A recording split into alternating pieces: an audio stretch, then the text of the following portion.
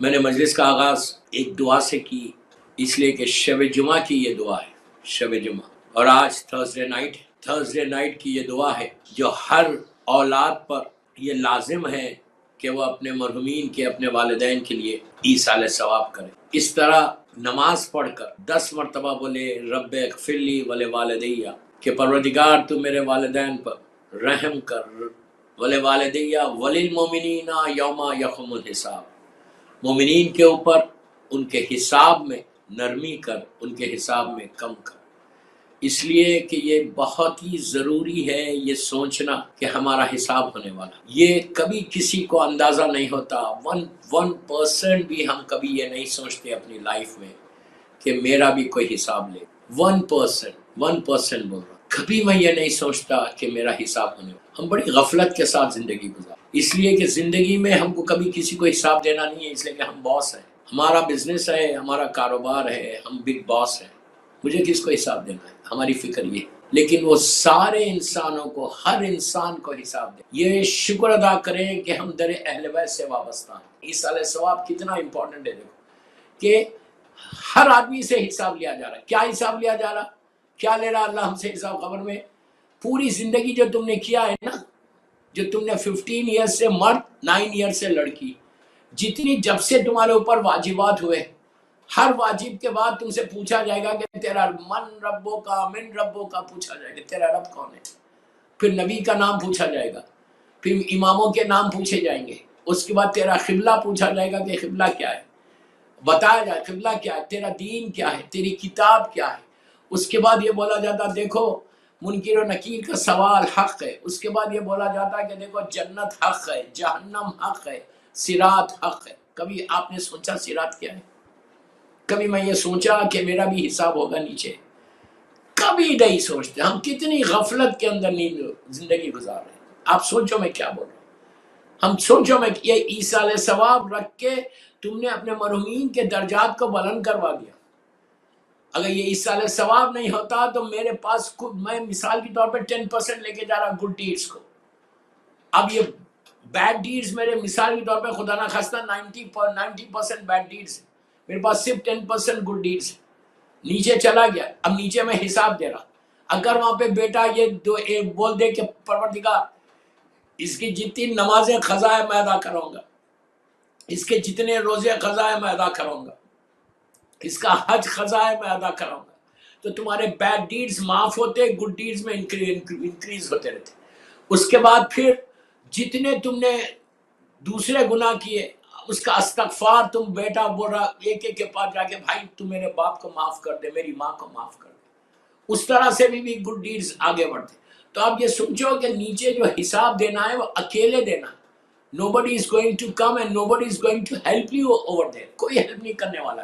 بیٹا اوپر ہے، بیٹی اوپر ہے، ماں اوپر ہے، باپ اوپر ہے، بزنس تمہارا سارا دنیا میں ہے، تم نیچے اکیلے ہو۔ اس کے لیے یہ 2 رکعت نماز جو آج شب جمعہ رکھی گئی ہے پڑھو، نیت کرو کہ میں نماز پڑھتا ہوں 2 رکعت مغفرت والدین، اپنی ماں اور اپنے باپ کے لیے۔ مغرب اور عشاء کے درمیان یہ نماز لازم پڑھنا، اور پڑھ کے یہ دعا کرنا 10 مرتبہ الحمد کے سورہ کے بعد بولنا بسم اللہ الرحمن الرحیم رب اغفر لی ولوالدیہ وللمؤمنین یوم یقوم الحساب۔ پھر دوسری رکعت میں الحمد کے بعد بولنا بسم اللہ الرحمن الرحیم رب اغفر لی ولوالدیہ ولمن دخل بیتی مومنا والمؤمنین والمؤمنات، یہ 10 دفعہ پڑھنا۔ پھر نماز ختم کرنے کے بعد تسبیح شہزادی کونین پڑھ کر پھر یہ دعا کرنا 10 مرتبہ بولنا رب ارحمہما کما ربیان صغیرا، کہ پروردگار تو رحم کر۔ آپ سوچو مرنے کے بعد صرف ایک ہی دعا ہے، بچے ایک ہی دعا کرتے، ہم بھی پوری زندگی ہم کو یہی دعا کرنا ہے۔ میں بار بار بول رہا ہوں ہم کو بھی مرنے کے زندگی میں اپنی ایک ہی دعا کرنا کہ اللہ تو رحم کر۔ اللہ کا یہ نام بار بار میں بولا، کل بھی کسی مجلس میں، شاید نیو یارک کی مجلس میں بول رہا تھا، میں نے یہ بولا ہے کہ پڑھو، تسبیح پڑھو، اللہ کے اس کرم کا اندازہ لگاؤ، کرم کے لیے نام لو، یا بولو یا رحمانو یا رحیم، یا رحمانو یا رحیم کی تسبیح پڑھو۔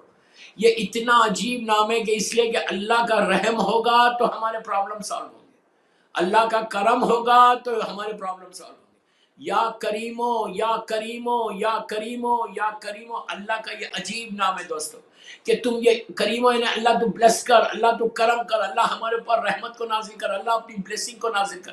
ہم کو نیچے جانے کے بعد سوائے بلیسنگ کے کچھ نہیں چاہیے. We don't need anything. نیچے جانے کے بعد نہ تم اولاد سے کوئی چیز ایکسپیکٹ کر سکتے کہ دنیا کی کوئی چیز تم کو لا کے دے. مثال کے طور پہ کوئی کھانا لا کے نہیں دینا، پیسے نہیں چاہیے، پاؤنڈز نہیں چاہیے، یورو نہیں چاہیے. نیچے چاہیے کیا تم کو؟ صرف اس کا کرم چاہیے، صرف کرم چاہیے. اگر تم نے کرم میں پروردگار ہم کو مل جائے تو ہم ایک لمحے میں ہمارا بیڑا پار ہو جائے گا. ادروائز تاریخ کے مشہور واقعات کہ 2 سال حساب دے رہے تھے، 2 ایئرس، کہیں نہ کہیں پھنس گیا انسان، اللہ رحم کرے. وہ مشہور نجف اشرف کا واقعہ، ہمارے ایک عالم دین کا، بہت بڑے عالم دین تھے، میں نام نہیں لے رہا، انتقال ہوا. 2 سال کے بعد اپنے شاگرد اپنے اسٹوڈنٹ کے خواب میں آئے. اسٹوڈنٹ نے پوچھا کہ آقا کہاں تھے اتنے دنوں سے؟ تو کہا کہ میں حساب دے رہا تھا. وہ کانپنے لگا، رونے لگا. آقا آپ حساب دے رہے، آپ نے اتنا کام کیا دین کا، اتنا کام کیا. کہا میں ایک چیز میں پھنس گیا تھا. پوچھا کیا؟ تو کہا کہ پرانا زمانہ ہے نا نجف اشرف کا، اس زمانے میں کارز اور ٹرکس یہ سب نہیں ہوتے تھے. جو موڈ آف ٹرانسپورٹیشن ہوتا تھا وہ کیمل ہوتا تھا. کیمل پہ لوگ سامان رکھ کے ایک جگہ سے دوسری جگہ پہ لے کے جاتے تھے. تو وہ کہتے ہیں کہ میں لنچ کا ٹائم تھا، میں کھانا کھا کے گھر سے کھانا کھا کے روڈ کو کراس کر رہا تھا.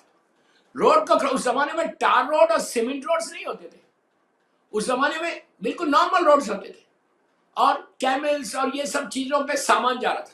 وہ کہتا ہے کہ ایک کیمل کے اوپر ڈرائی گراس یلو کلر کی جو گراس ہوتی ہے، ڈرائی گراس، وہ کوئی مومن مسلمان اس پہ لاد کے اونٹ کے اوپر کیمل کے اوپر کراس کر رہا تھا، جا رہی تھا، یہ روڈ کراس کر رہے تھے. سامنے وہ کیمل کے اوپر گھاس تھی، گراس تھی، ڈرائی گراس. انہوں نے ایک کاڑی نکالی اس میں سے، ایک سٹک، ڈرائی سٹک ایک نکال کے اس کو ٹوتھ پک کیا، ٹوتھ پک کر کے پھینک دیا. اس کو ٹوتھ پک بنایا اور پھینک دیا. بس اس پہ پھنس گئے کہ تم نے ایک مسلمان کے مال کو بغیر اجازت لیا کیسے. اللہ اکبر، اللہ اکبر. آپ اندازہ لگاؤ میں کیا بول رہا ہوں. یہ ہمارے علماء کی تاریخ کا ایک عجیب مشہور واقعہ ہے. 2 سال تک حساب دیتے رہے. اب اس سے ریلیٹڈ جو چیزیں تھی اس میں پھنس گئے. کسی کی بک لی تھی اور واپس نہیں کی، جس کی وجہ سے ان کو حساب دینا پڑا کہ بابا تو نے لی تھی، کتنے بکس ہم نے لے لیے. یہ تو میں چھوٹی چیز بول رہا، جو لوگوں کا مال کھایا اس کا کیا ہونے والا. اللہ معاف کرے، اللہ معاف کرے. اسی لیے ہمارے پاس رد مظالم رکھا گیا. رد مظالم، پتہ ہے رد مظالم کیا؟ ہم کو معلوم ہی نہیں رد مظالم کیا. مرنے کے بعد یہ one of the biggest problem ہونے والا سب کے ساتھ. آپ اس کو ایکسیپٹ کرو، اس کو ایکسیپٹ نہیں کرو. جا کے کسی مولانا سے لندن میں پوچھ لو کہ واٹ از رد مظالم. ہم کو خمسی نہیں دیتے تو رد مظالم کیا دیں گے. This is very very sad part in our life. You believe me, this is very sad part. اس لیے کہ یہ ٹاپک پہ کوئی بات ہی نہیں کرتا، اس کو کوئی بولتا ہی نہیں کہ رد مظالم بھی کوئی چیز ہے. رد مظالم کا مطلب کیا ہے؟ واٹ از دس رد مظالم؟ مثال کے طور پہ میں بالغ ہونے سے پہلے اسکول میں، مثال دے رہا ہوں، کسی کا میں نے پین لے لیا مسلمان کا اور اس کو توڑ دیا، پھینک دیا، رکھ لیا اپنے پاس. مثال دے رہا ہوں، ربر لیا، رکھ لیا اپنے بیگ. بڑے ہونے کے بعد بھی کسی سے پیسے لیے، مثال کے طور واپس ہی نہیں کی. کسی سے بک لی، واپس ہی نہیں کی. کسی سے کوئی چیز مانگی، رکھ لیا. یہ وہ سارے گناہ ہیں جو تم کو نیچے پوچھا جائے گا کہ تم نے ایک مسلمان کے مال کو بغیر پوچھے لیا کیسے. جس چیز کے تم مالک نہیں ہو وہ تم لے ہی نہیں سکتے. یہ وہ رد مظالم ہے کہ جو ایک پائل اپ ہوگا اور پائل اپ ہو کے تم کو وہاں پہ جا کے حساب دینا پڑا لحد کے اندر. رد مظالم کا میں اس کا سولوشن بولتا، ورنہ پوری مجلس رد مظالم پہ ہو جائے گی. اس کا بہترین عمل میں آپ کو بتا رہا لندن والوں کے لیے، اور جو مجھے سن رہا ہے اہل بیت چینل لندن پہ، ایصال ثواب کی مجلس. اللہ جن مرحومین کی آج ایصال ثواب ہے ان کے درجات بلند کرے انشاءاللہ. دوستو اس کے لیے بہترین کیا ہے؟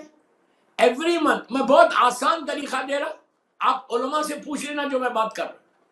ہر مہینے مثال کے طور پہ تم 5 پاؤنڈ نکالو، 5 پاؤنڈ 10 پاؤنڈ نکالو منتھلی.